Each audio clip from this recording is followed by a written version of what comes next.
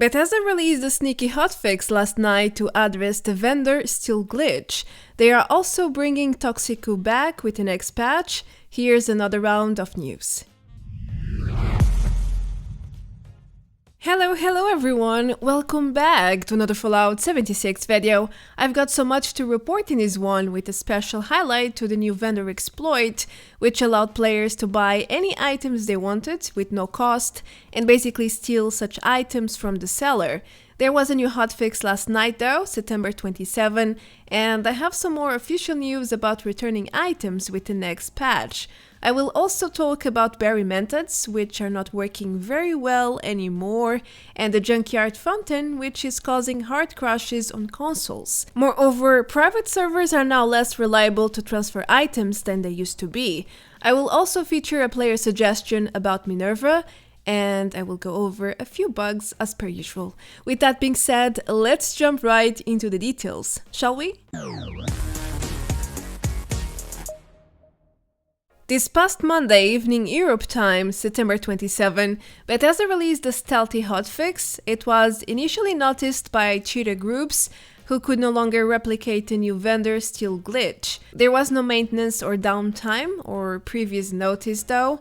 Needless to say that exploit channels were right on top of it. I usually don't credit them, but I like to give credit when credit is due. I believe Glitch Unlimited was the first one to announce this hotfix, and the two sneaky fixes that came live with it. Hours later, Bethesda broke the silence to announce they have addressed this major vendor glitch. Took them long enough though. They even went in detail about how it worked. I will get back to this one with the next point though. For now, you should know that Bethesda also addressed a duplication glitch related to vendors, which allowed players to dupe basically everything they wanted, even untradeable items. It might have been related to the now fixed vendor steal as well, but I'm not 100% sure. Anyway, there might be more into this hotfix, but without notes or further information from Bethesda's part, it's a bit difficult to know what else they changed exactly. Anyway, let's proceed to the vendor steal storm. Alright, so what happened exactly with this new vendor glitch everyone has been talking about? Well, let's start with Sunday night, September 26.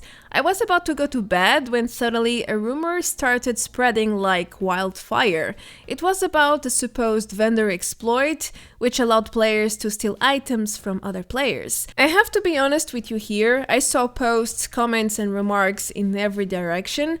Some said this glitch served as an inventory and stash wipe. Others claimed it affected only player vendors. I also saw statements about how this glitch is based on the now fixed vendor duplication exploit. It was a complete mess. Each person I spoke to said a different thing. Therefore, why I decided to do not join the hype wagon and wait a little bit longer for more concrete facts. Anyway, yesterday, September 27, more evidence came to light, and the pieces were finally put together. There's even a video showing how this exploit was very easy to replicate and how it affects the glitched item from the glitcher and from the victim's perspectives. Since the exploit is fixed now, I think it's safe to talk about it in a more detailed manner, especially when it's all over social media already and Bethesda came forward about it too. Here's how it worked. As shown, players could buy items for sale from player vendors for 0 caps. However, they were not always able to keep such items.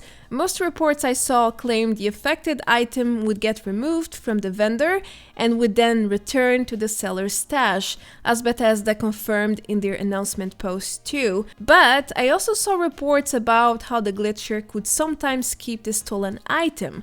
In other words, the glitch was unreliable and unstable. It could generate different results as far as I know, but I have no proof to show you here since I did not glitch myself, and the only proof I have is from people who do not wish this footage to be shared. Now, Bethesda did take the quiet approach for this one, but they were incredibly fast to get this destructive exploit fixed, so that's great news. With that being said, I bet you are all wondering if it's now safe to re-add your vendors, and the answer is maybe not so much. Don't forget there is another bug affecting player vendors, the one where random stashed items can be auto-assigned for sale by the system, normally at very low caps. Bethesda is well aware of this one too and has been investigating the matter. However, if this rare bug happens to you, you could end up losing something of value from your stash. That bug is still very well alive. Here's a live example of how it works in case you are not aware of it. So I don't exactly recommend you guys to use vendors just yet, especially because there are dozens of reports about this one from the past weeks, as I already covered in my previous news. It's better not to take any chances, especially after this vendor steal glitch happened. Who knows, maybe it is not fully fixed yet, maybe it will return in no time. I'm not trying to be pessimistic, but that's usually what happens in 76. Bugs and glitches keep re-emerging over and over again. That's no news for anyone at this point, I think. So better play it safe and secure your loot, don't you agree? If you really must use vendors though, then I highly recommend you to move your most rare and precious goodies to an alt character or account. That way you can be sure you won't lose anything you really care about, even if, in fact, any of the bugs end up happening to you. Moving forward, I have some more official news for you. The Toxic Goo from Westek's Toxic Water should return with Update 31 in October, as the lead level designer Steve confirmed recently. With the Fallout Worlds DLC, players can no longer interact and loot Toxic Goo from the toxic water sources inside of Westek, as I explored in one of my update overviews. This item can be obtainable from the few Toxic Goo bottles around the main lab. That's the only thing preventing Toxic Goo from becoming a legacy item right now, but worry not, the ability to mass farm this item will be re-added to the game soon enough. In fact, Steve shared a few more details about Toxic Goo's history and how this item was never designed to serve as some big tool for specialty builds like Bloodied. So yeah, it seems like the dev who made this change was possibly not aware that players often use Toxic Goo as a gameplay mechanic. As such, this simple change ended up being some huge unfortunate coincidence.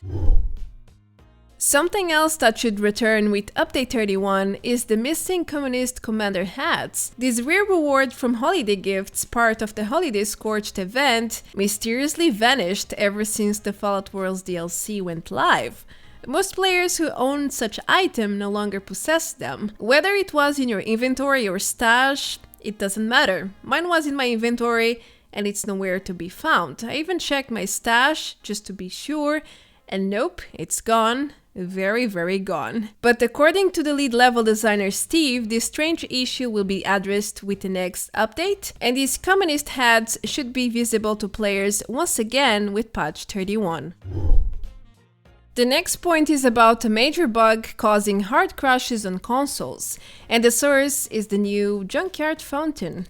Last week I noticed a few posts about this one, but I did not think the problem was that severe. Apparently, I was wrong, as more and more reports have emerged in the meanwhile. Some players have even claimed they can no longer access their camps, and the only way to remove the fountain is now to scrap the entire camp. Ouch. Anyway, this new Treasure Hunter Peel reward went live with Update 29, but only recently players were able to farm hunters again, so it explains the timing of so many reports. That's when more and more players started to build the Junkyard fountain and noticed something was not so right on consoles, because frequent crashes happen all the time when players travel to their camps when this item has been placed. Needless to say that this is a console-only bug. I haven't seen a single report for PC. I have also tested for several days now. I got 2 Junkyard fountains at my main camp, and I have never crashed while fast traveling to it. So I think this item is working pretty fine for PC players. It's really a strange one. I don't think we ever had such an item before, which is completely broken for consoles yet fine for PC. Meanwhile, Bethesda said they are currently investigating the bug, which could indicate a fix is coming soon. I would risk to say it will come with update 31, judging on how impairing this bug can be. Nonetheless, for the time being, if you are a console player, please do not build this item anywhere to avoid experiencing crash loops at your camps, shelters, and workshops. Talking about broken stuff, I recently noticed that the Berry Mentats cam is not working so well. Far from it. Thanks to Medogrot and HP Dave for mentioning this one, otherwise I wouldn't have looked deeper into it. That's how it works sometimes. Anyhow, I conducted several tests and it's clear that Berry Mentats have some heavy issues. They are supposed to highlight living targets around you, but that's not always what happens. Most of the time, some of the nearby targets will not get highlighted, as shown. For example here, the Super Mutant Hound was glowing bright, but the mutant 1 meter away did not glow at all until some 20 seconds later. I also noticed that the highlights turn on and off depending on the angle of your camera, as shown in this other test. How weird is that, by the way? Magic, pure magic. If you still have doubts, this floater test should make things more clear for you. 3 floaters together, 2 highlight from a very far distance, 1 does not highlight at all until I face check him. Okay then. I also went to this Fisher site and the Scorch Beast there did not highlight for some 30 seconds. I killed several highlighted Scorched around and only then the beast became bright pink. I think it's safe to say that Berry Mentats is working, yes, but it is clearly not working at 100% as intended. There is some heavy bug affecting it because the effect often misses or skips targets. It's actually like there is a delay, as if the system took a while to acknowledge certain enemies exist or are alive. I don't know exactly. Therefore, why it takes longer for some enemies to glow in comparison to others, regardless their distance from you, such as this scorched enemy at a very far distance. It's shining so bright, right? And then if you compare it to the closest targets, they're hardly glowing. How does that even work? Everything is so inconsistent and unreliable right now with Berry Mentats. I hope Bethesda looks into it before the bug levels up and something far worse happens. You know, like the effect stops working altogether and then it doesn't highlight anything anymore. Let's hope it doesn't go that way. The following news is about Minerva and how some players really wish Bethesda would add some sort of server notification for when the seller spawns. As you surely know by now, Minerva is a dynamic vendor. She has 2 sale modes and can spawn across 3 different locations: Foundation, Fort Atlas, and the Crater. If you are not familiar with her or her spawn rules, feel free to check my overview. It even includes a calendar to keep you organized. Anyway, some players think a notification would make things way less confusing and convenient for everyone. Some players even said they wouldn't know how to find Minerva without Reddit or social media, but there are contrasting opinions as well. Personally, I think a notification to remind players that Minerva is currently live in the Wasteland wouldn't hurt anyone. On the contrary, it would be very beneficial. On the other hand, I also understand Bethesda might want to stick to the rare vendor concept. Minerva is no ordinary vendor. She has her own schedule. She sells some really rare stuff, which a lot of players are still missing due to the abysmal RNG effect of daily operation rewards. So it makes sense to demand a little bit more effort from players to find her in order to access her unique pools. But what do you think about this one? Do let me know in the comments below. Okay, this next news is about private worlds and how they became more unstable and unreliable to transfer items between characters. Before the Fallout Worlds DLC, private servers would host almost immediately once you clicked play, but now they can take a while to build, as the main menu play message says. Before the latest DLC, players usually had around a 2 minutes time gap to transfer items before the private server would reset. However, now it's a bit different. Sometimes the server resets in less than a minute. It's pretty inconsistent and that's scary. The only constant rule I discovered was the building world message. When that shows up, it means the server reset. and it's currently hosting a new one. Anyway, after reading a Reddit post about this issue, I decided to test myself, and I can confirm private servers are not as reliable as they once were. In my first test, I dropped a bunch of stuff, relogged almost immediately, and my dropped loot was still there in my private server, no problem. However, in the second test, I waited about 1 minute in the main menu, then when I proceeded to join my private world again, my loot was gone. Again, the building world message appeared for this login. That's why I think it is all connected. With this in mind, I advise you guys to transfer valuable items by using public servers. Use a friend or an alt account as an anchor, for example. If you still want to stick to private servers, then keep in mind your time gap is much smaller. It's no longer 2 minutes. Sometimes it might be 2 minutes, but it might not as well. So don't risk it, otherwise you might lose all the stuff you want to transfer, and that's probably not a great and pleasant feeling. As the last news, I have a bug from the West Tech saga. I have been reporting all sorts of different bugs at West Tech lately, I know, but this place is as broken as a shattered glass. Really, the list is endless. And here's another one I encountered recently.